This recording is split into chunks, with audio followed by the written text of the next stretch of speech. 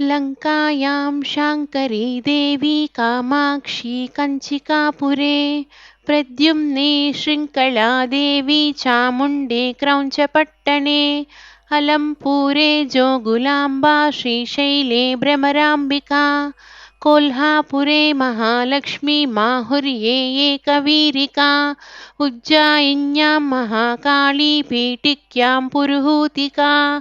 ओड्याने गिरिजादेवी माणिक्या दक्षवाटिके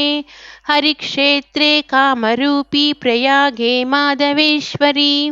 ज्वालायां वैष्णवी देवी गया माङ्गल्यगौरिका वाराणस्यां विशालाक्षी काश्मीरे तु सरस्वती